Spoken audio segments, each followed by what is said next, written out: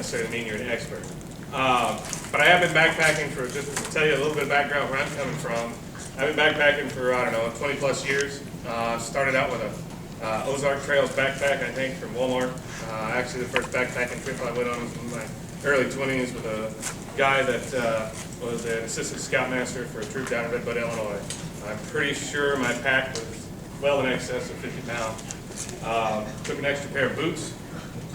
Why, I don't know, looking back on that, but that's how I started off. Now I've probably gone through, at a minimum, 3 gear swizzles, rehabs, if not 4. Started out with a little lighter stuff, went to a little bit lighter stuff, and now I've got pretty much what you would consider an ultralight kit, or at least very lightweight backpacking kit. So backpacking gear is very, very, very personal. What works for one person may or may not work for anybody else, much less an entire crew. But if you go into this, all the scouts picked up these 2 packs, right? Everybody? Somebody else, if you're welcome to come up and pick them up if you want.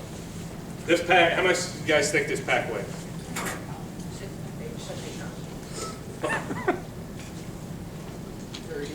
30 pounds. Bingo. Right at 30 pounds. Anybody want to guess how much this one weighs? No? It's a lot lighter. What? 12, right on the money. About almost 13 pounds. The same equipment, sleeping bag, tent, sleeping pad, rain gear, water bottles, food. And we'll get out food, and we'll talk about that in a minute. Fill food for 4 days are in both of these packs. Both packs have the equivalent gear, functional gear, in either one of them. You see how big this is? This is packed to the brim, folks. This is a 75-liter pack. 75 liters. I bought this, is now in possession of the Whistles, but I borrowed this back from them after giving it to them, but whatever. I wasn't going to say that. You're just racist. We'll edit that out of the tape. This pack alone weighs 7 pounds, okay? My big 3, and we'll talk about that here in a minute, weigh 2 pounds less than that. This pack, I couldn't even fit these 1-liter water containers in this pack. I had to strap them on the outside. You know what? You see this at Philmont, right? Not unusual size pack, right? Probably pretty common. Probably, and this is not full, probably much less common than something like this, right? So, my background is, once we started thinking about this, once I started really thinking seriously about this in about February, March, about this time last year, and trying to gauge what kind of interest we would have in the troop, and it seems like we had enough interest to at least have 1 crew. You know, I got to add it up, it's like, I'll be 50. My knees aren't as young as they used to be. I've had 2 knee surgeries on my left knee. My kneecaps are kind of offset. Messes up my cartilage. So, lightweight as I could go is what I'm doing. Now, I'm going to show you some of my gear. I've had some extra income over the last 4, 5, 6 months, and I've probably spent the majority, if not a little bit more, on my lightweight gear re-swizzle. Shut up, baby. And so that's where I'm coming from. So if you see some of this stuff and you see me talking about some lightweight gear, that may not work for you. You may not be able to do that. But you can have, my opinion, you can have, and anybody, adults over here, backpacking experience, chime in, please feel free. Because we're talking to you too. We're a crew. We only hike as fast as the slowest person, right? So if you've got an adult carrying 75 pounds because they want to take 3 extra pairs of shoes, then it's probably not really going to work. You're going to aggravate the scouts, and they're going to put honey on you from one of the campsites and hope a bear eats you or something because you're dragging it down. So you can do lighter weight backpacking without spending a fortune. You can have a lightweight mentality of, is this really necessary? First thing I did whenever I started getting more lightweight was taking a scale, a digital scale. I got 2. I got a digital hanging scale where I can weigh bags that really don't fit on a scale. Then I already had a digital scale left over from Cub Scouts and Pinewood Derby days, and so I can set stuff on that. I weighed every single item that I've got. I mean, down to my titanium spoon, bowls, everything. I mean, every single thing that goes into my pack, I weighed it. Some things that I thought were heavy weren't quite as heavy as I thought. Some things that I thought were fairly lightweight, like this, without the gear in it, it's like, wow, there's no way. I weighed it 3 times, weighed 7 pounds on both my scales. It's like, there's no way. Your mind, kind of, at least mine does, maybe my mind works different than everybody else's, but something that's real big in volume, you think is going to weigh not very much. And then you really weigh it, it's like, oh wow, I had no idea. So especially if you're starting out, who in here already has their backpack for Philmont? Okay? Some of you not. If you're going out and buying mostly new gear, scouts aren't going to have to worry about tents, but mostly new gear, you can start out looking at lighter weight packs.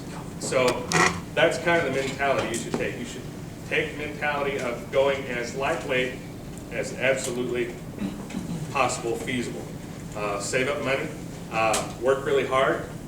You can use your scout funds to buy backpacking equipment. Ask grandma and grandpa, Christmas presents, birthday presents, whatever.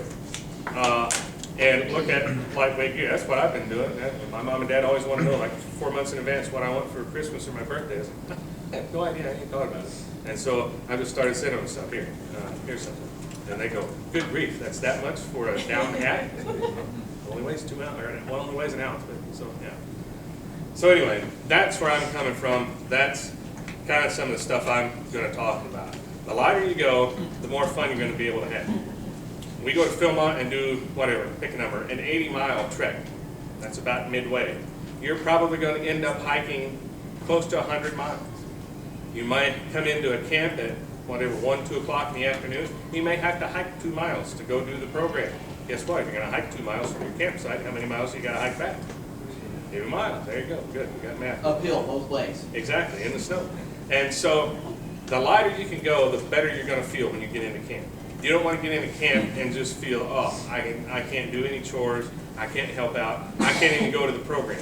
Guess what? We can go to the John Muir Trail, we can go to the Long Trail, Appalachian Trail, any Pacific Crest Trail, any number of beautiful places in the United States, arguably get better scenery than you can get at Philmont. Anybody at Philmont, I said that, but there's some places where you can, out on the John Muir Trail, I don't know if you've ever seen pictures of that, it just looks, like the Swiss Alps. But they don't have programs there. The big draw at Philmont are the programs. And so they have some fantastic programs. We're not going to get into all that tonight.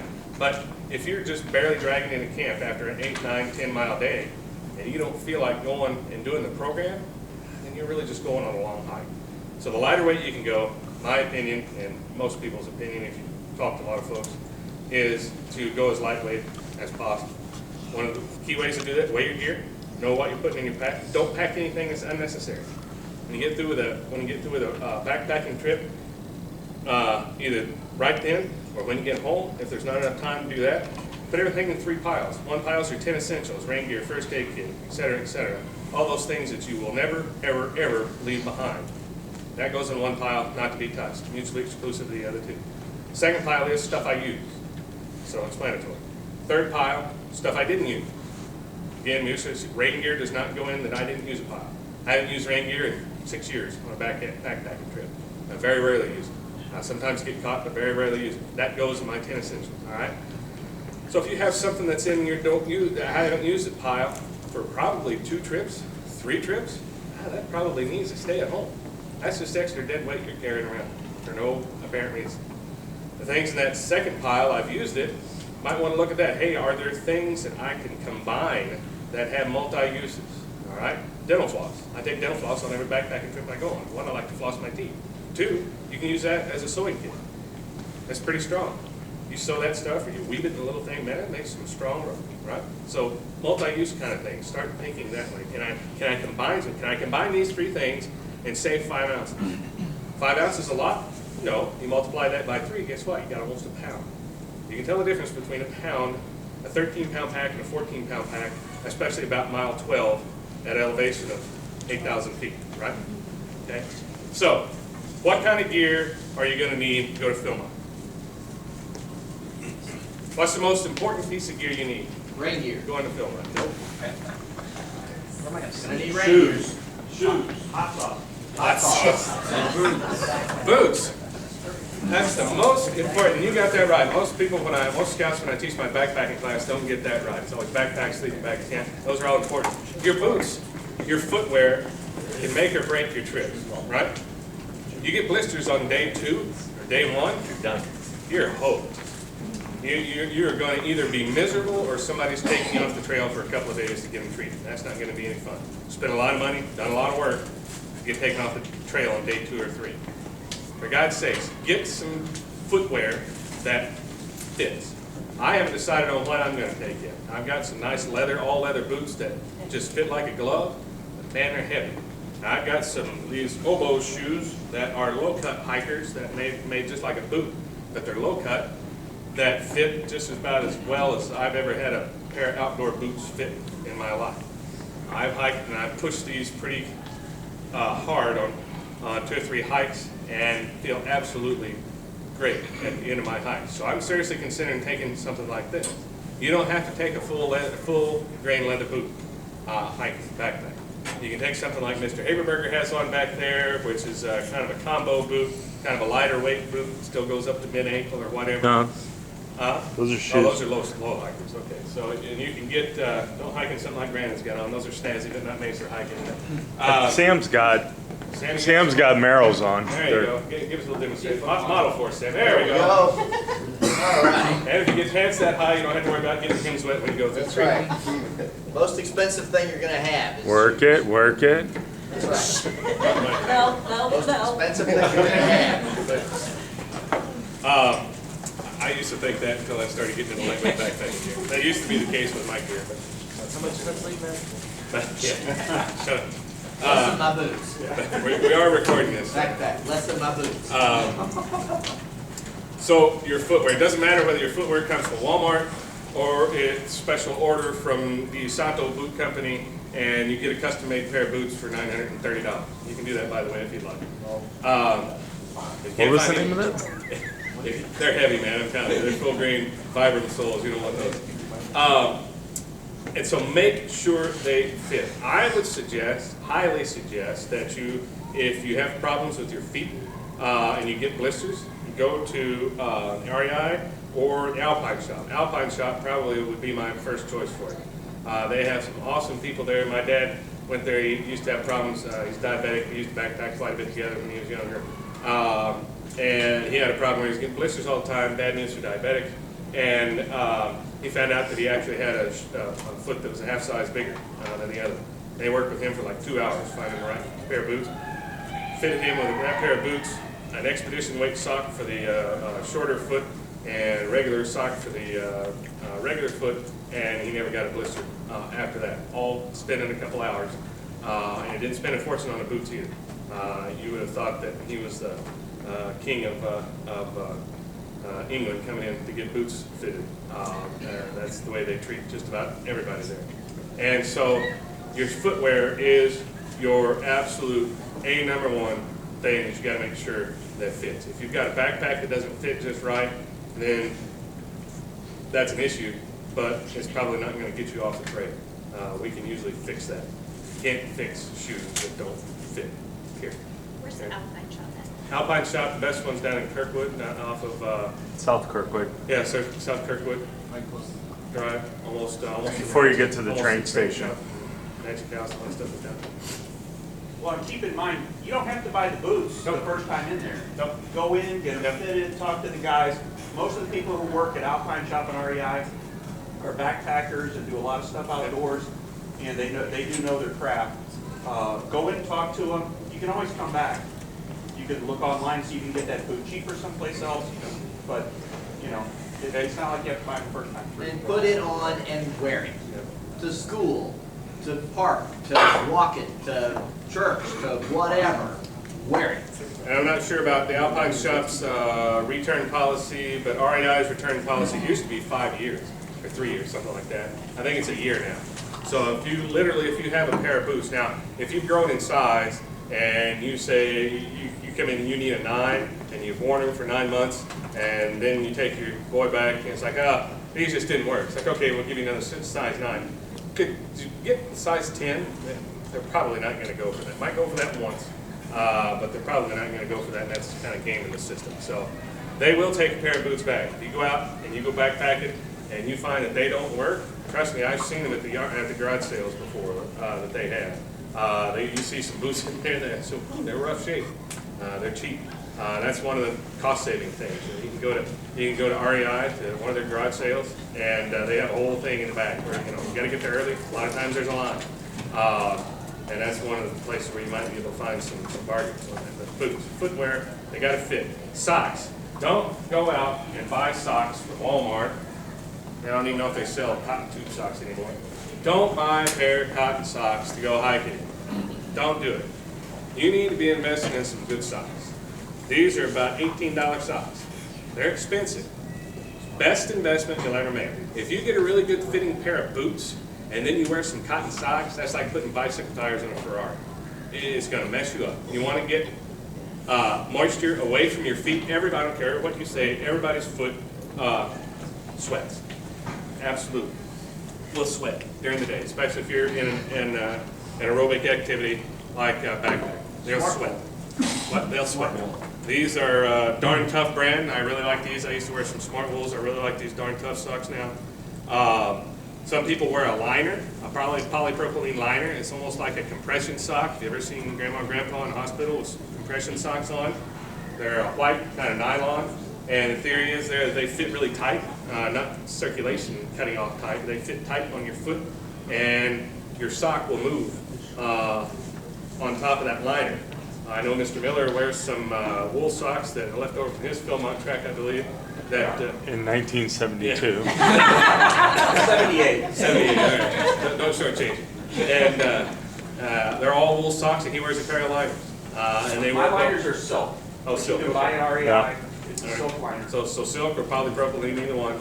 And that works fine for him. I've worn liners before. I don't like them. That's a personal choice thing. There's a company called Right Sock, W-R-I-G-H-T sock, and they make a socks, either ankle socks, hiking boot type socks, mid-calf, crew, whatever you want to call that, that actually have a liner sewn into it, and then on top of it is a regular sock. And a lot of people swear by those. They almost guarantee, I think there's a thing on their site that's something about guaranteeing no blisters. Very similar concept. I've worn those. I'm not sure if I'm going to take those or not. I really like these darn tough socks. But that's another option. If you're kind of prone to blisters or whatever, then that might be. An icebreaker makes a wool sock like that, and a lot of times if you Google search them, you can find sales on them to where they get down to $12, $13 a pair. REI also sells invisible. Yep. Yep. Smart Wool, Thorlo, any of those brands. I would suggest the Thorlos that you get at the Scout Shop. I don't like those. Those aren't really good backpacking socks. Yeah. So all the Scouts came in and picked up these. 30 pounds, 13 pounds.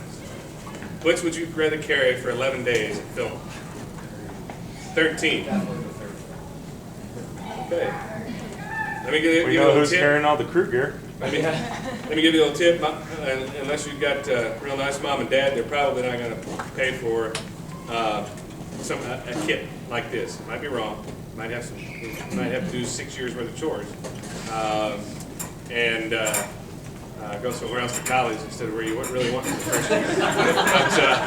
But it's not quite that bad. But I've got some expensive gear in here. I'm not going to tell you how much I've spent in here. I don't want to add it up. But this I've worked really hard to get this down to this type of weight. Like I mentioned before, everything that's in here, functional-wise, is in this other pack. One of the things you have to worry about at Philmont is volume. This is a 65-liter pack. I was going to take some of this junk out of here. This is a 65-liter pack. Here's my sleeping bag and pillow in my down pillow cover, by the way. Here's my sleeping pad, 12 ounces. Here's my tent, weighs about 17 ounces, about around a pound. This is a week's worth, or not a week, 4 days worth of fill food. Look at the volume of it. I could go and get 4 days worth of backpacking food from REI and put it in about half this space. Now, that's one of the things that you'll probably hear me complain about, and just ignore it. It's kind of a sticking point with me with the fill food. It is what it is. It's their ranch, their rules. We'll do it their way, and we'll be happy about it. I could package this, there's just a lot of waste. There's, you know, club cracker packages in here. Who takes crackers backpacking? I've never taken crackers backpacking. More than likely, by about day 3, this will be powder, and you'll be sucking club crackers out of a straw cup. So here's 4 days, good catch by the way, 4 days worth of fill food. That's about 7 pounds, okay? All right? Philmont also recommends that you take 4 liters of water with you. Good recommendation. Might be able to get by with a little less than that if you absolutely 100% know your water sources, but that would have to be a guarantee. I used to take about 4 liters of water with me when I go on a overnight backpacking trip. I've run out of water before on a backpacking trip, miscalculated, not fun, not healthy at all. Got dehydrated, didn't really feel like eating that night, and that puts you at a big detriment when you start out in the morning. Okay? Water is not something you need to be gambling. If you need to cut something on weight, water is not the do. If you think, like, if you have 4 water bottles and you think, oh, I'm only going to drink 2 that day, just fill up all 4. Because our dad and I, our crew, we had points where we go into dry camps and you don't have water for a day and a half. You have to hike 10 miles the next day. Not having water is not a good situation. Yeah, not having water when you're backpacking is not an option. The only way I've ever cut down on my water before is if I know 100%, without a doubt, that I'm going to have a place right around midday or part of the way through my hike to water up. And I don't mean looking at a map. You can't look at a map, a topo map. Oh, hey, there's a big blue line right there. You know what? How many people went on the Big Pine Trail with us? Gage? So I was telling you guys we needed water shoes, right? Did we have to cross any creeks except for the last part we're going to run? No. We had to cross, when I went, the last time I went, we had at least 6 water crossings. I mean, water that was up over your boots, no other way to cross, too wide to hop across. Remember all those dry creeks we went across? Every one of those had water in it. Now, that was in the spring of the year. We went in the fall of the year.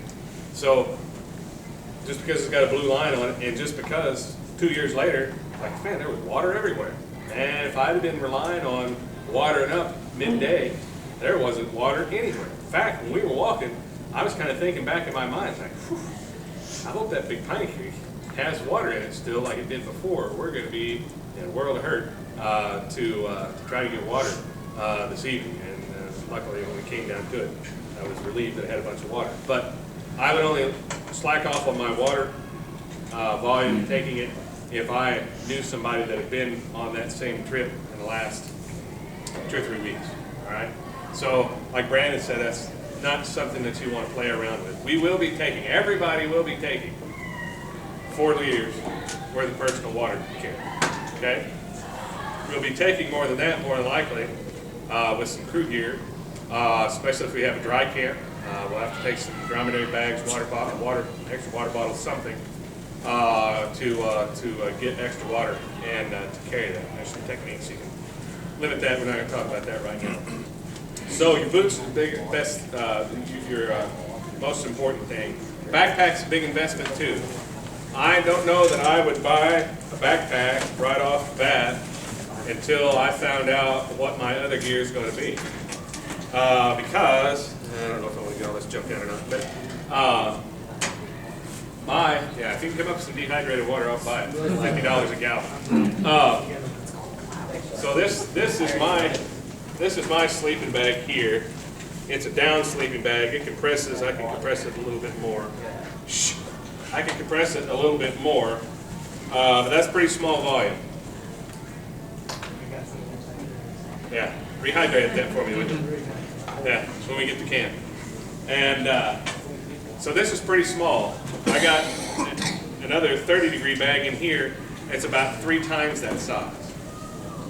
So what are you going to do if you buy a small pack and you get a bigger bag, sleeping bag, and then you got the 4 days worth of fill food, and then you got some crew gear?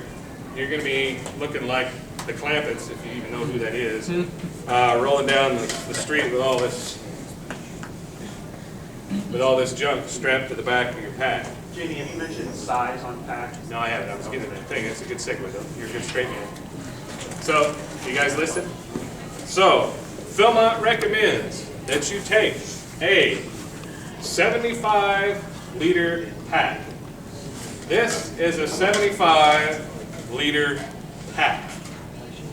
I am not taking, nor is my son taking, a 75-liter pack. Now, let me tell you something. I'm not talking bad about Philmont and their rules. I've emailed a ton with Eric Martinez, which is the lead ranger out there. He and I are on a first name basis on email. I haven't emailed him this year much. I have to email him again just to make sure he's not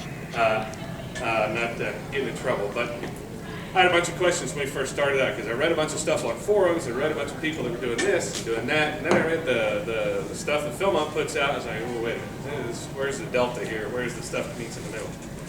So he kind of told me, you know, after emailing me a few times, he recognized that I had a decent amount of backpacking experience and wasn't a total buffoon and kind of knew what I was doing. And what he told me was, you know, we've got to write this Philmont stuff to accommodate everybody, from, you know, experienced backpackers like yourself to people that literally maybe, you're not required to go on the shakedown backpacking trip, maybe have gone on one backpacking trip.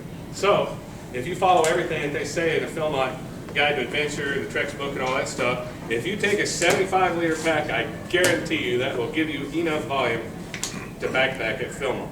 Is that the smartest thing to do? Probably not.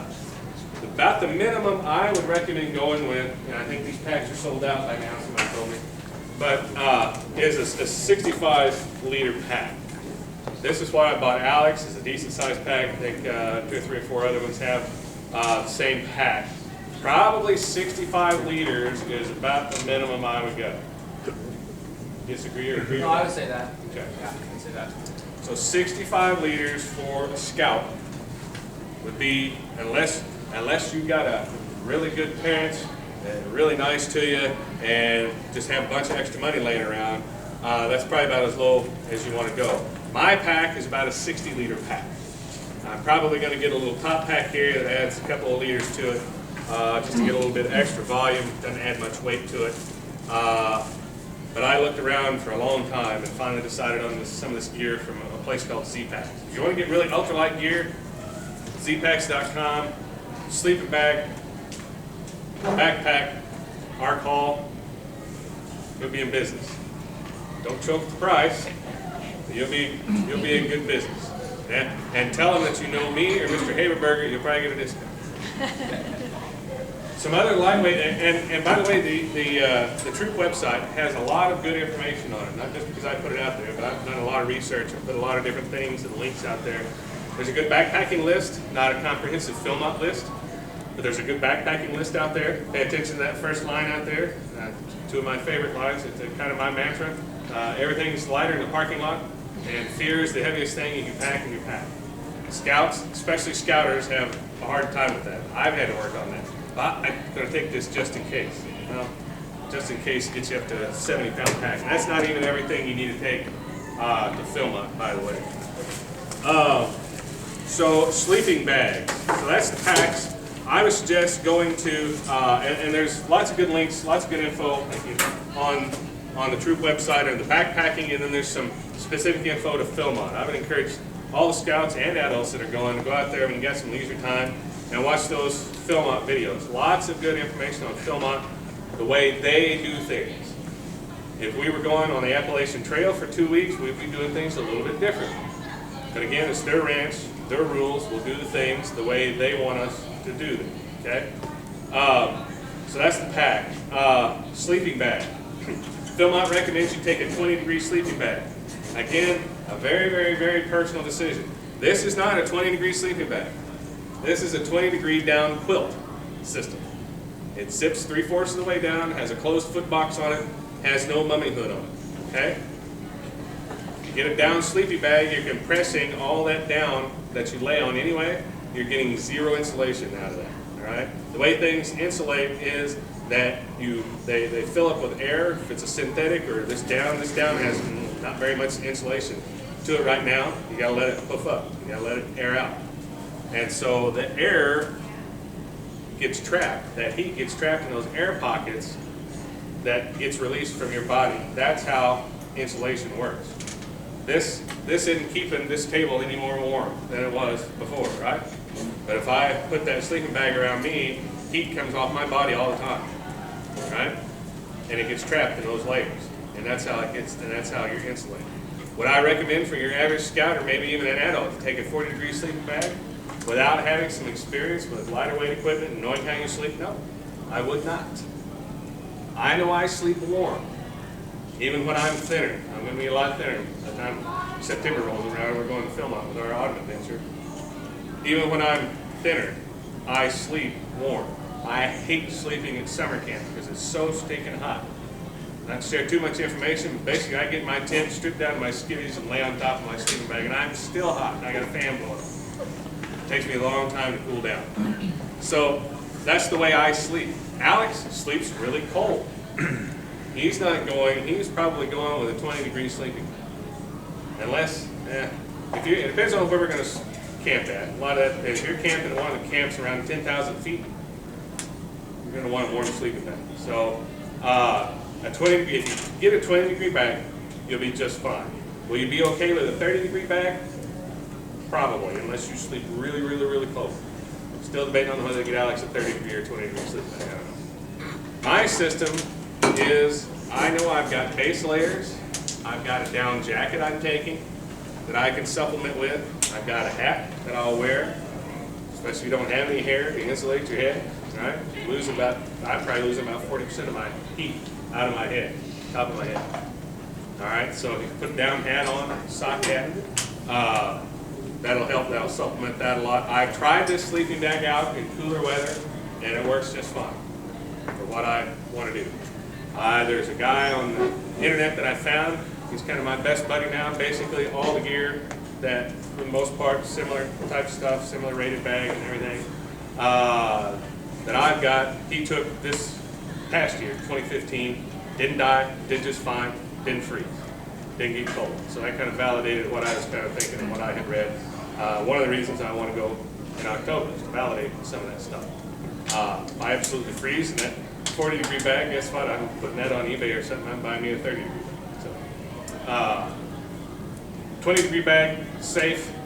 30-degree bag, if you sleep warm, probably okay. I'm going to supplement with base layer that I'll have in my tent, down jacket if I get really, really cold. I'll probably take some gloves, lightweight fleece gloves, because if you keep your hands and your feet warm, and your head, the rest of it will probably regulate. If your feet and your hands are cold, you're going to be cold no matter what, even if the rest of your body's cold. So a good pair of socks in your bag and your sleep clothes, and supplement that. And if I get really desperate, if it's not wet, I can put on my rain gear. So that's my system. Does that work for everybody? Maybe, maybe not. If you're a cold sleeper, no, I would not recommend it. Again, very personal in some of those things. YMMV, your mileage may vary. That may not work for you at all. Okay, you might not even like a quilt. Quilt's about the lightest weight you can go for a system. Basically, a quilt sleeping system is just a mummy bag with the hood cut out. That's all it really is. Saves you some weight. That's what I've been focusing on for the last year, trying to get my base weight. One of the other things you're going to need is a sleeping pad. You cannot and you will not be allowed to go on any backpacking trip with Troop 858 nor Philmont without a sleeping pad. Don't do it. You get in a situation where you're sleeping at 40 degrees at night, which sometimes it can, sometimes at Philmont it gets 40, 30 degrees. What temperature is the ground on average? About 60 degrees, right? About 58 degrees in a cave. Maybe up a little layers, maybe 62, 63, 64, 5 degrees. What is a normal human's body temperature? 98 degrees. What's the delta there? Quite a bit. Is the ground going to warm you up, or is the ground going to suck the warmth out of you? The ground is going to suck the warmth out of you. You get in a situation where you're a little cold, you're sleeping on a sleeping bag, again, a synthetic sleeping bag or down bag. No insulation properties on the bottom where you're squishing it, whether you're laying on your side or your back. The ground's going to suck the heat right out of you. You can get into a real dangerous hypothermic situation really quickly without a sleeping bag. You got to have something. I know Mr. Miller engaged. Take something like this. It's a Thermarest seat pad. Fairly lightweight. I think it's about 12, 14 ounces. Something 10 like ounces. That. About 10 ounces. Okay. Here's kind of a, this kind of got torn up by our vacuum cleaner underneath the bed, but anyway, the bag did. But this is by Thermarest again. This is a kind of a hybrid. It's a closed cell foam plus it's a self-inflating, they call it. That's about, I don't know, 12, 13, that's about 14 ounces, something like that. And then this is another one by Thermarest. Lots of other places make this. This is 12 ounces. This is an inflating all air pad. This is really comfortable for me. I'd really like to take this and this. I've done this before. This sleeps great. I'm not doing it. It's too heavy. So that's just the decisions I make. You're not going to be near as comfortable. You're going to have to make some choices. Can you sleep on this for 10 nights out in the backcountry in Philmont? Yep. Would it be a little bit more comfortable with that? Yep. But I'm not carrying that extra weight. I'm not doing it. I've made up my mind. I'm not going to do it. I've done it before. It works well. But I'm not doing it. It's that important. At the end of the day, to not be carrying that weight. So this weighs 12 ounces. This has a really high R value, much more than that. You get a higher R, all these sleeping pads are going to have an R value on them. The higher an R value you get, the more warm your sleeping bag is going to seem. It'll give you about 3 or 4 or 5 degrees per R value, depending on how you sleep again. So that's another factor in my sleeping pad, sleeping bag, sleep system. All right. Tents, scouts aren't going to worry about tents. Adults, I know everybody in our crew is taking an individual tent. They will allow that for adults. They will not allow that for scouts. Troop has lightweight tents for the scouts. We need to buy one more. We need to figure out if we're getting an ad on one of the other crews before we do swizzle some things around. We're not going to use fill tents. They're a little heavy. They're sturdy, but they're a little heavy. Adults, you're on your own for those tents. If you need to borrow one, I've got 4 tents, 2 different models, not all mine. 2 of them are mine, 2 of them are my dad. He gave me when he quit backpacking. So adults, if you need a tent, feel free to hit me up. The one in this pack weighs 6 pounds. This one weighs 1 pound. So some of the other stuff you're going to need. Obviously clothes. I did not bring my hiking pants because they were in the dryer. I forgot to get them. But zip-off hiking pants, I would recommend those. I would not take the Scout zip-off pants. I think those are garbage, quite honestly. The uniform pants are. Even the nylon ones. They're uniform pants. They've tried to make them outdoorsy where they're, you can use them for anything. But REI makes a good pair. I've got a couple of them, a couple of pairs of them. They zip off, but they zip off all the way up. They zip up all the way up to the meet here to zipper and then all the way around. Most of the other ones, you have to sit down and the legs are 3/4 zip. They zip all the way around off of here, but they only zip up 3/4 and you have to drag them off across your boot. You've got mud on your boots and all that stuff. You're getting whatever's on your boots on the inside of your pants and all that. So I like those from REI. They zip all the way up is the big feature on those. Don't take any cotton. We see you with cotton at Philmont, we're probably going to make you go replace it with polypropylene, nylon, something. Some kind of wicking material. You don't need any cotton. Probably the only thing cotton I'm going to take is a couple of bandanas. One I like to tie on the shoulder strap of my backpack and wipe the sweat on. One I like to keep in my pocket because my nose runs a lot. By about day 3, it's not going to matter which one I use for what. So I would not recommend asking Mr. Barnes if you can use his bandana unless you want sweat that's not mixed around. By about day 3, you won't carry it. That's probably literally the only thing cotton I will take in my pack at all. Socks or wool synthetic blend. I would highly recommend, almost insist, we're not going to do an inspection, but I would almost insist you bring some compression shorts. These are Under Armour brand. I like these. These are boxer jogs. I would not even recommend, depends on what your body type is, I would not recommend just getting the boxer jogs. I've had experience firsthand, and not to share too much information, but the crotch out of these boxer jogs, for me, sags too much.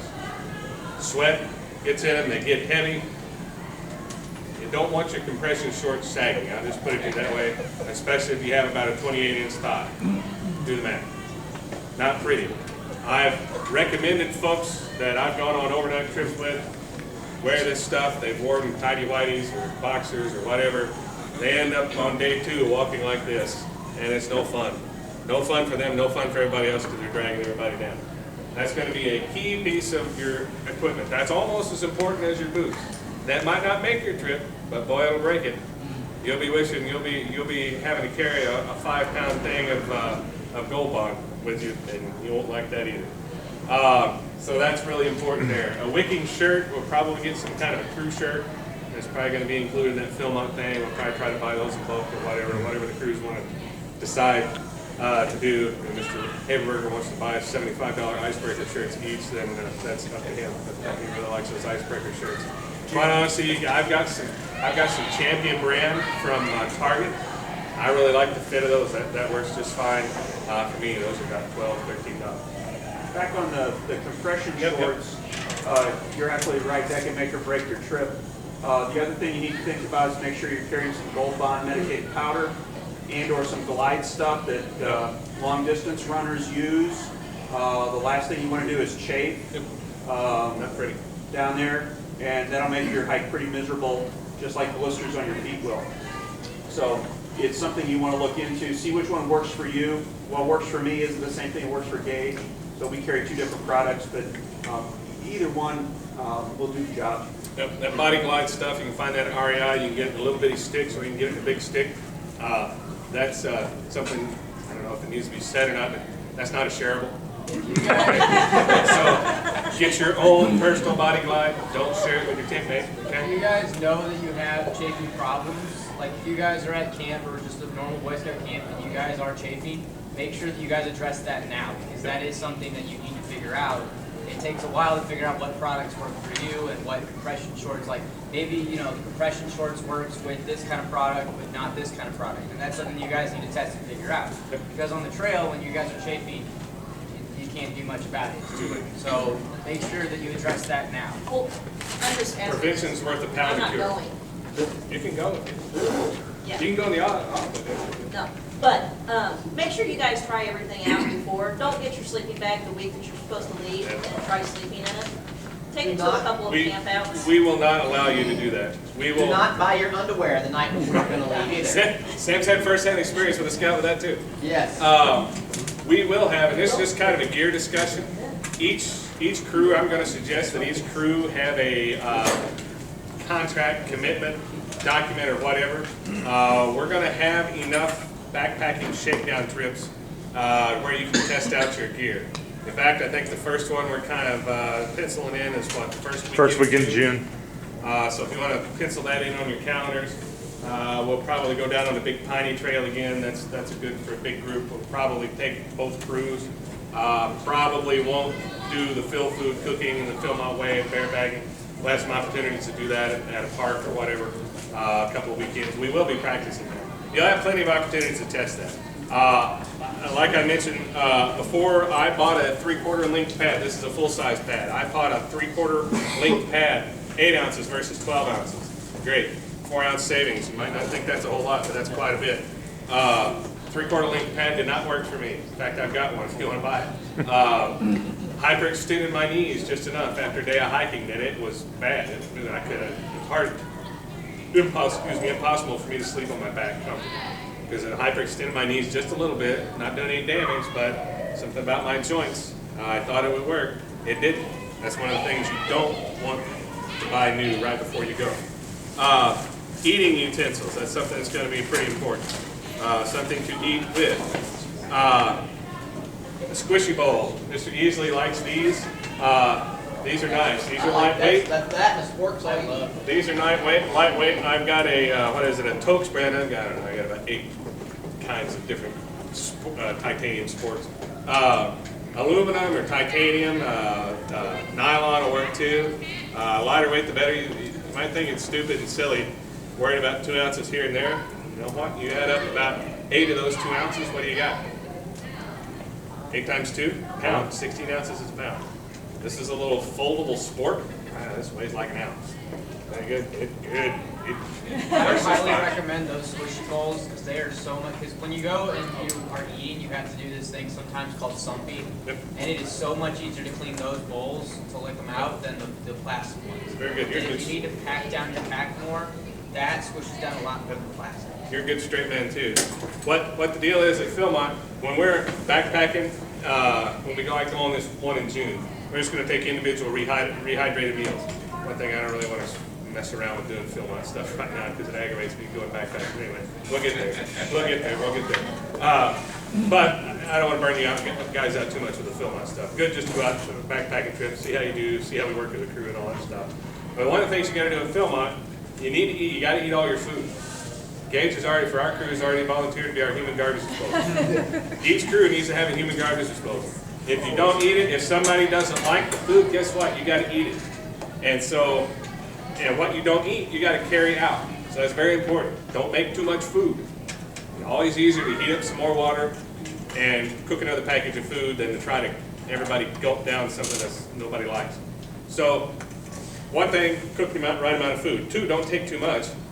You eat out of this, remember whatever you don't eat, you've got to either sump out and then scrape those yum-yums, they call it, in the yum-yum bag and take that to the next camp before you can throw them away. This is really easy. Like Brandon said, you turn this thing inside out, and you get your tongue out. It's good. Get all that stuff out of there. All you got to do is, I'm going to demonstrate it again. All you got to, you can try it.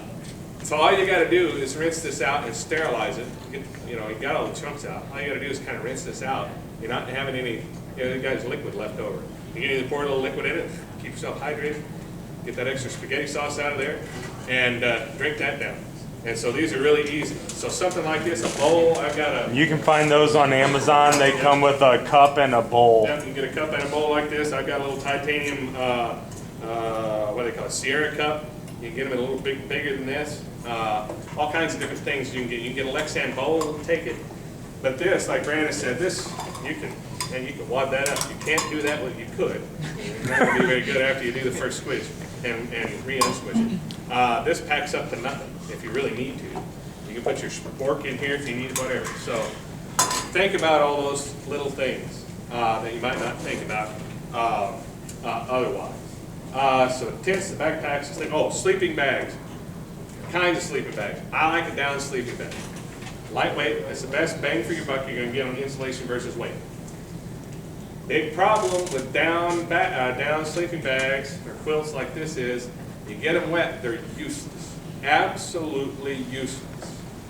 You can die in winter conditions with a wet down sleeping bag. It's happened before.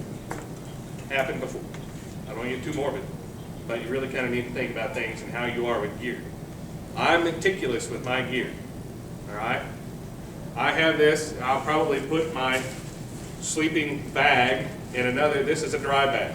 This is a Cuban fiber dry bag, very lightweight, weighs, I don't know, like 2 I would ounces. recommend those. They sell them at Z-Packs, but they also sell them on Gossamer gear. Yep. And these clinch at the top, a little bit more lightweight than those Sil nylon ones. You squish that down a little bit, give it a couple of 3 rolls. You could put this floating in a lake. It's not going to get wet. You get a down bag wet, you're hosed.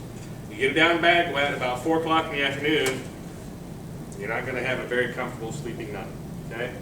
What's that called again? Cuban fiber, dry bag. They make Sil nylon ones that are similar too. Here's a Sil nylon one. They're a little bit heavier weight. Basically what you're looking for, and there's probably 2 ounces of difference in what, 15 bucks. There's also a company called Sea to Summit. Yep. Yep. Makes them. They're a little bit heavier, but they're Yep. I pretty think this durable. is a Sea to Summit bag. But this will roll down. What you're looking for is something that'll roll down, and it has a buckle here. But if you're going to get a down bag, either adults or specialist scouts, you need to make sure you are comfortable with that and keeping that dry. If there's any question about that, you really need to get a synthetic bag. Synthetic bag is not going to, synthetic bag, a 30-degree bag of, good Lord, is that your pillow? Yep. Will push down, will compress down to maybe that. So this is his pillow. This is my sleep bag and pillow. Anyway. But that's I know, it's both. I know.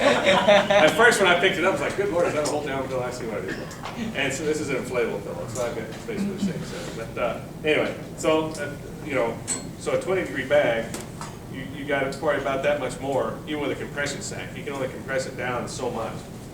So it's a volume thing plus a weight thing. You get much below 2 pounds in a synthetic 20-pound bag, you're getting up there as far as costs go.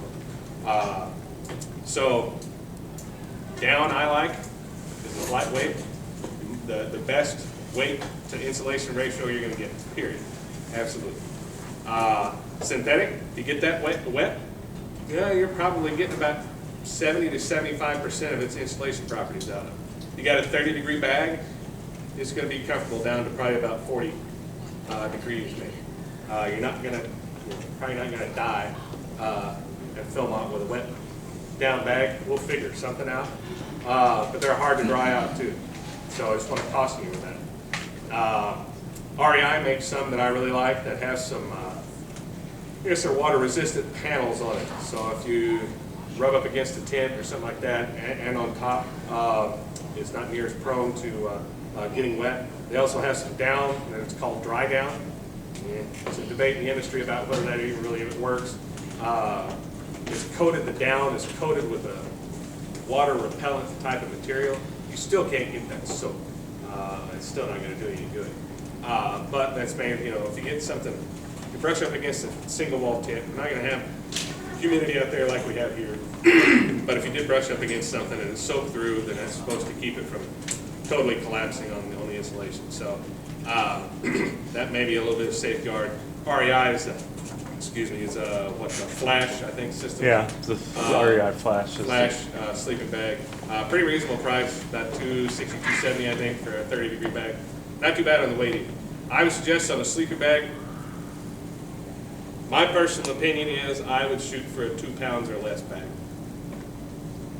That's a good thing to shoot for. And REI, if you're a member there, their sale should be starting here in March. It's out. The sale's out, so it just came out then. I haven't got mine. Yeah. It's supposed to be mid-March. The other thing is, if you're not a member, it costs $20 and it's a lifetime membership. But that one thing they do is a couple times a year you get 20% off, and a lot of times they'll do it off of sale items as well. So for backpacks, shoes, sleeping bags. So you're going to need some kind of a pillow, too. This is a Sea to Summit inflatable pillow. I think it weighs like 3 ounces, 2.5, something like that. You blow that up, and that has like a down. Where do those come from? What's the place? Goose feet down. Yeah. He makes the pillow slips that you just slide the air thing in there. Or, he just gets you a pillowcase and throw it around that. Just makes it a little bit more comfortable. So you're going to need something. Most backpackers will just take a stuff sack, put dirty clothes in that, sleep on top of that. Now It's not gonna I'm work using to fill deodorant for all your smellables go up in either the bear bag or they go your clothes unless they've got food smells on them. If you spilled food on them, they go up in the bear bag. Otherwise, they go in your backpack. You have separate sleep clothes that you're sleeping in. I would suggest getting some, as lightweight of running shorts as you can, maybe as a backup. I'm only taking 1 pair of pants. And that's the other thing I was going to talk about, clothes. Good Lord, people, don't take 10 days worth of clothes. We're not going to summer camp. That's happened in Philmont. It's happened. People have sent scouts. That's why they have these books that tell you to pack a 75-liter pack. They've had parents send scouts with literally 10 days to change the clothes. And the ranger does a shakedown before you go, and they caught that. I think they had to get an extra locker just to put all the scouts' clothes in base camp. But I'm only taking, here's what I'm taking. I'm taking 2 pair of compression shorts, 1 to wear, 1 to wash. Might be putting on some soggy compression shorts after you wash them if it's raining. That's a possibility.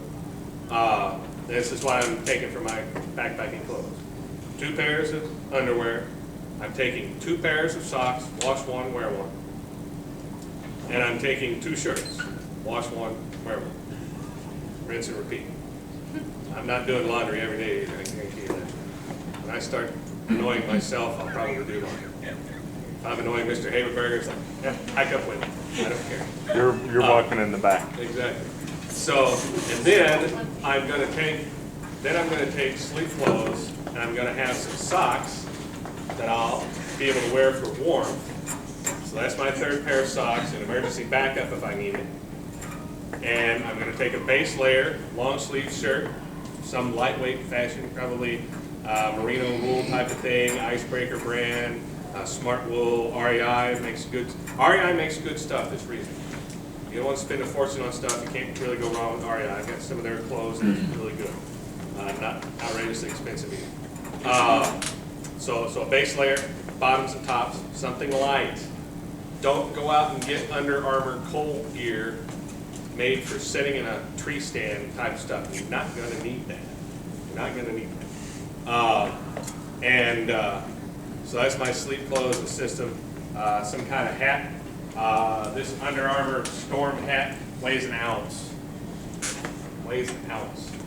Very good insulation properties. Probably about all you'll need. I got a, I don't know if I've got that in here or not. I got my mine. parents, I wanted a Mine's in my bag. Black Rock Gear down hat that weighs an ounce. It cost like $90, but they wanted to know what I wanted for my birthday. I couldn't think of anything else. Some kind of wide brimmed hat. Do not take a baseball cap to Philmont. Don't do it. They'll end up with sunburn. Guaranteed. Guaranteed. Wide brimmed hat. There you go. There you go. There's Mr. Haberberger's down hat. Weighs an ounce. Something like this. What is this? Outdoor Research. You can buy a Gore-Tex hat. Outdoor Research, I think, makes a Gore-Tex version of this. I like this Tilly hat. This is expensive, but this is guaranteed for life. I've worn it forever. Something wide brimmed. If you're going to wear a baseball cap, if you're in my group, I'm going to insist that you have some kind of a Sahara blanket on the back of it, on the back of your neck. Your ears are going to get sunburned, at least the back of your neck. So that's another thing. A hat. Some kind of water shoes. Mr. Haberberger has his here. I don't know what these are called now. I forgot. Barefoot vibe. Yeah, no, Something. they're not What are they? They're something else. Vivo something. Vivo Barefoot. These are about the lightweight. Trust me, I searched the world over for lightweight, some kind of shoe. I always take some kind of water shoe / camp shoe when I'm going backpacking. Probably going to have some sort of water crossing. I've seen Philmont Rangers almost insist that, and read about, that they told their crew to go across the creek and gotten their boots wet. I just think that's irresponsible. Don't do that with this shoe. That's just idiotic. That's number one recipe if you're getting blistered. Your feet, that's the reason you want some wicking socks. We'll talk about some different techniques like taking your boots off at lunchtime or anytime you have more than a 20-minute break, air them out. But you want to draw that moisture away from your feet. You don't want to add moisture to it. So take an extra 5 minutes to cross the creek. If there's most of the places there's logs or bridges or whatever, or the creeks are not too wide that you can jump across, kind of deal. But stop, put the water shoes on, go across. Now, Philmont recommends that you have some shoes that you can walk to the next campsite in, just in case your regular shoes blow out. I'm not doing that, and you can't walk very far in these things. They're just made to go across the water and have something to put on That's what they make duct tape for. in the camp. That's right.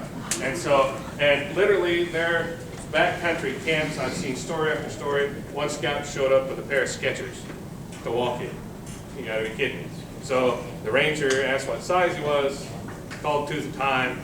They were just happened the next day to be going through one of the trading posts out there, backcountry logistics, and probably Gene Schnell, if you've not heard of him, had something to do with that. Got those shoes, boots out there to that camp, put them on, didn't have a blister. I don't know if you're gonna get that lucky or not. It was a drone, wasn't it? Yeah, he used an Amazon Prime drone, and got those out there to them. So they will suggest that you take something that you can wear, a spare pair of shoes.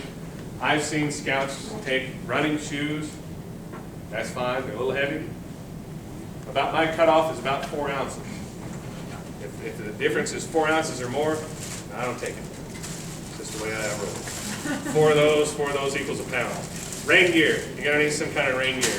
I've got some good old Walmart issue PVC rain gear in this pack over here. Don't take that. Don't buy that. Weighs like 3 pounds. This thing is some chaps and some longer thing from a Sierra Design, some kind of new thing. I don't know if it works, haven't tried it out yet. It's supposed to. Lightweight. Lightweight is the way to go. Frog Tars makes some good lightweight, cheap stuff. I think you can get a whole rain suit for, I think, $50. Can't wear a poncho. Ponchos are not allowed at Philmont. Their ultralight is more like 20. Is it? Okay. So they got different models within their stuff, but some of that Frog Togs things you can get off of, that's the brand, you can get off of Amazon are pretty cheap, and they're very lightweight. They're not very durable. Not going to be able to use them for 6 years. You're not going to be able to go through the brush without getting them torn. We might need to buy one pair when we're doing our shakedown things, and we might have to buy another pair right before we go to Philmont, but so what? It's 20, 30 bucks. It's not that big a deal usually. 30 bucks, 20, 30 bucks, 20, 30 bucks. Now you're into a $100 nice one that you can live forever with. Right. So it's kind of a choice. Buy the good stuff for the rain So, gear. now, you know, if you've got a Scout that's really growing, yeah, that's another consideration too. Same thing with the boots. You know, you don't have to go out and buy a $300 pair of boots for a Scout that's still, their foot's still growing. Last 2 pair of boots I bought from Alex, actually I bought them from 2 at the Time Traders. That's Philmont's equivalent of REI. They had the cheapest price actually than anybody, and you know, I think they were $50 boots. High-tech brand, I think, Gore-Tex. Worked just fine. I'm a big proponent of Gore-Tex. I like my feet to stay dry. Some people don't like that because they don't breathe as well. So that's, again, a personal choice. I like it because you can walk across a dewy field, you can go across a small stream or puddle or whatever, you don't have to worry about getting your feet wet. Kind of neat. I think that's about it. First aid kits. You don't need this big of a first aid kit for every Scout. This is probably about the size our crew will take for our crew first aid kit. Plenty enough stuff. Philmont is not a wilderness a solitary wilderness adventure. It is a wilderness adventure. I will qualify that. You're not hiking very many hours on the trail in Philmont without seeing somebody, right? Not really. And you're very rarely within more than a half a day's hike, even if you're out in Valvidal from hell. I mean, they have So- a really good feeling of giving you the feeling that you're secluded. But if you look at the map overall and you look at what you've been, you're realistically not more than a few hours away from something that can help you. Now, if somebody has had a massive coronary out there, nothing you can do, right? Just not being morbid, just the way it is. If you have a massive heart attack out in the middle of Philmont, we're going to do CPR on you for about 20 minutes. If you haven't come around, we're moving on. We're moving on, having somebody stay with you, and the Rangers are coming to get you. Anything outside of that, probably pretty doable, okay? Now, you know, if you have a brain aneurysm, here, you're probably not making it to the hospital, so. You can't, you know, that's one of those, I've seen scouters take a first aid crew first aid kit about the size of our jump bag that we have on the trail. That's ridiculous. That's ridiculous. I don't care what you say, it's stupid. It's just adding extra weight. And so listen Scouts, individual first aid kits should be some Band-Aids, whatever you take for pain medication, ibuprofen, acetaminophen, Aleve, if you're old enough to take that, I guess. And so, you know, whatever. I would put some 10, loop 12, coat tape. 10, 12, 14 Band-Aids at the most. You know, it's not like you're going to get cuts out there a lot. Some kind of blister treatment. I would recommend something called Leukotape. You can Google that. You can find it Leukotape. on Amazon. Leukotape. Tape. It's a medical tape. You put that on preventative for blisters. I've heard people wearing that for about a week and a half until it doesn't come off. I've tested it out for 2 or 3 days, taken a couple of showers with it. It does not come off. You put it on right, it does not come off. Clean that area a little bit. Let it dry, slap that on there, smooth it down. It's not coming off until you peel it off. So some kind of blister treatment, some moleskin, or some kind of a blister type of a deal. Moleskin is probably the best. It's a little felt pad with adhesive on the back. If you get a blister, you can cut a donut out of the moleskin, cut that to the shape of your blister, put a couple of layers on that, slap those on top of that blister, put a couple of layers of Leukotape on it. probably good to go. So you need some blister treatment type of stuff. I would suggest moleskin and leukotape. Some Band-Aids, some pain medication, and that's it. You don't need much more than that, unless you have a medical condition, unless you have an EpiPen or an inhaler. We'll cover that later. But that's really all you need. I mean, really. You have other suggestions or an argument against that? And bug spray. No, not the argument, but Okay. And it's gotta be pumped, can't be. I mean, the hose. other things, I'm talking about putting in a crew first aid kit. I'm talking about yeah. not leaving with them. Like good gauze bandages, tape, yeah, all you that guys stuff. don't, you should probably maybe have like maybe 1 or 2 sheets max to yourself on that kind of stuff. Right. But as far as like, you don't need like a whole bottle of ibuprofen, a whole box of Band-Aids, a whole thing of Neosporin. That stuff, that's gonna be like things that the crew first aid kit has. So you guys are just gonna be carrying little stuff here and there, so you don't have to bug the crap out of the person that has the first aid kit. You need to be able to treat minor things for yourself. There's also some method to that madness. We don't want you digging through the crew kit. One of the adults is probably going to carry this. We want you to come to us if you have something that's more serious than a blister or a cut, because we need to know about it. We need to track that. Getting something on an overnight thing on the weekend, one deal. You're out there for 10 nights, 11 days. You get something on day 2.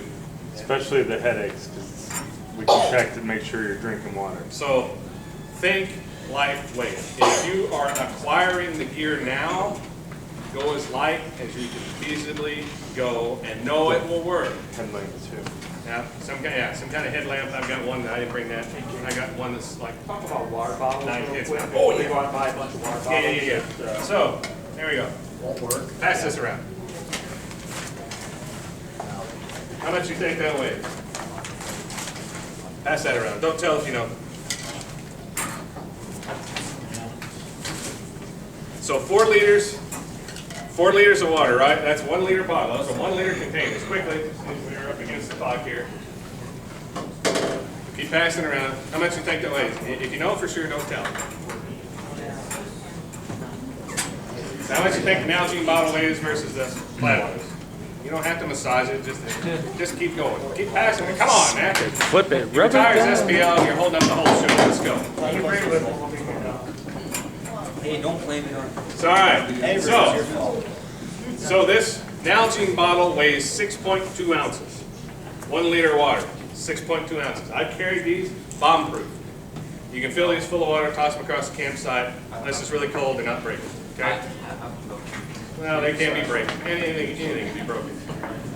But this is a little bit more bomb-proof than this is. Take care of your gear. This is perfectly fine. Anybody guess how much this weighs? 9/10 of an ounce. So let's round down to 6, round up to 1. What's 6 times 4? 24. All right, how many pounds is that? 2. What? 16 ounces in a I don't pound. know. You tell me how many ounces is in a pound. Good grief, people. 16 ounces in a pound. So how many pounds is that? No, it's not 2 pounds. Come on! 1.5, thank you. Woo, they told me there would be no math in Scout.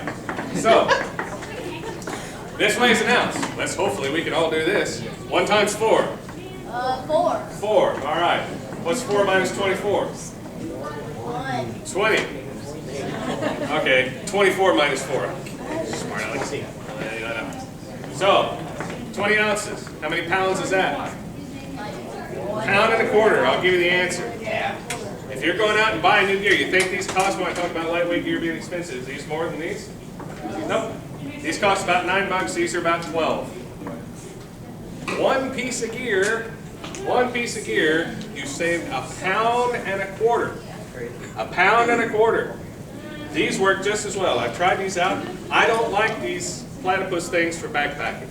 I really don't. I used to use them all the time. You don't know how much water you're ingesting. That's going to be critical at Philmont. Got to know how much water you're taking in. Get a headache? How much water you're drinking? I don't know.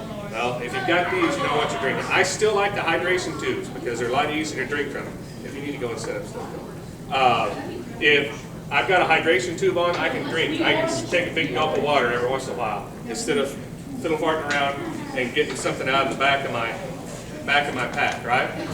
But you can take, Platypus makes and this is a standard size water bottle thing too, so you can get a cap, if you lose a cap, they got replacements a lot of times at Philmont, different places. They've got a pop top, if you like to just drink out of the bottle, you can pop the top and it squirts out. You can just take the lid off of this and drink out of this. A little bit harder to fill than these are, but it's well worth the weight savings. These might break. Well, I can take 2 more of these and get up to 6 ounces for what one of these weigh, and I've got 6 liters of water capacity versus 4 liters of water. It'd be good for dry cans. I take a hydration hose and put it on this, stick it down. Don't do this like I did the first time I tried to use it. Man, it's hard to get water out of the bottom of that thing. Man, I thought I drank the whole, well, no, turn it upside down, let gravity be your friend.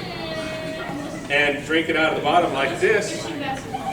Guess what? You empty out that liter, you know exactly how much you drank. Instead of guessing from your hydration bladder. The hydration bladders take up a lot of room in your pack for one thing. These fit right. I fill 4 of them up, put them right in this pocket. Most backpacks will have a pocket just like this. And look, see, when it's empty, take all the air out, and it folds up almost nothing. You can't do that with this. In fact, you can put this whole thing, 3 or 4 of them, inside of this, and you got a lot more room, right? You got a lot more room in your pack. It's challenging to get this thing out, but we'll see. It's not tearing it. So you see what kind of mentality you really need to have, in my opinion. You're going to be much, much, much happier at the end of the day and enjoy your time at Philmont if you've got a lighter weight pack. Now, my base weight pack is probably going to be around, I don't know, 12 pounds, I think. I've got it averaged out to right about now. So you got to realize you're taking 7 to 8 pounds of fill food, at worst case scenario. 4 days of that's going to be 7 to 8 pounds, depending on the meals you're packing. And how much does a quart of water weigh? Anybody know? Nope. Double that. 2 pounds a quart, just about. 8 pounds to a gallon. You're taking 8 pounds of water. What's 8 plus 8? 16. Very good. Well, I'm getting you guys warmed up now. So 16. You're starting out with 16 pounds of known weight you're going to have to take. You haven't got anything else in your pack yet. You haven't got any crew gear. You haven't got any personal gear or anything like that. So you start out with that 16 pounds. You only weigh 100 pounds. You're only supposed to take about 25 to 30% of your body weight. That's not a lot left, okay? So think about everything you put in your pack. If you can afford it, go as lightweight as possible. Like I said, these little Platypus bottles are less than these. So if you're buying new gear, REI is a great place to look on their website. I've not bought anything that their website disagreed with down to the 1/10 of an ounce. I weighed these on my scale, exactly 6.2 ounces. That's exactly what REI said they weigh. So if you're comparing gear, and you can find it cheaper on Amazon, Amazon's not real good about telling you what something weighs, it tells you what ship weight is. That'll tell you what it weighs. And if you can save 8 things, that's a 4-ounce difference, that's 2 pounds, right? So I would really urge you to consider that whenever you're doing your packing list. Good brand of backpack, and I'll shut up here in a second. Good brand of backpack is Osprey. If you're not looking at boutique type stuff, that's what these are. These are all made to order, online kind of things. They don't sell these in REI, but they're made to order. Takes you a month to get them, kind of thing. Osprey is probably about the best pack I've seen that has a good weight to volume ratio. You can get about a 70 liter pack for about a little under 3 pounds, which is not bad. Backcountrygear.com has Osprey packs up to on sale up to 50% off. Yeah. I just got that email today. So you can send it back. So places like Campmore, Sierra Trading Post, Backcountry Gear, several other places have a lot of discount things. Good and bad about going to REI, you're not getting big sales on those unless you look at the clearance stuff. You join their REI membership, I think it's $20 for life or something like that. It's a good place to try stuff out and try it on, though. Yeah, And you get like once a year, you get a 20% off of retail. So that's not, 20% off of $25, not that big a thing. 25% off $250 if you're looking at a pack. Don't you get 10% off too? Decent deal. Yeah, and you get a 10% dividend. That may or may not come into play for your Philmont here. But, yeah. Right. You get a 10% off, 10% back in dividends every year on regular price stuff from REI. Good thing about REI, you can take stuff back. Kent Morris here, Trading Post, and the more discount online retailers may or may not be as willing to take that stuff back. So if you've got any questions, scouts, or especially adults, feel free to ask me, Mr. Haberberger, Mr. Miller, any of the other adults. And Brandon's a good resource. He's going to be a ranger at Philmont. Sam has been before. Mr. Easley's been before at Philmont once. Twice. So he's got a lot of good information. So feel free to reach out. If you've got any questions about anything, there's 2 good videos on the website, the PAC website. One is how to fit a backpack, how to measure that. Mr. Inman found out that he only had a 17-inch torso, which is quite shocking for a man of his stature. However you want to take that. Real long neck. I've got about a 19.5-inch torso, and he was probably 2 inches taller than I am. So measure, go to REI Alpine Shop, get measured. I would suggest if you haven't bought a backpack before for your scout, go to one of those 2 places, get it measured, talk to them. You may or may not want to tell them that you're going to Philmont because they'll try to sell you with a 75-liter pack and leather hiking boots. Do you need that? No. Will they get you through? Absolutely. A lot of times they will assume heavyweight gear that you need at Philmont. You need that to take care of. All right, we're over time.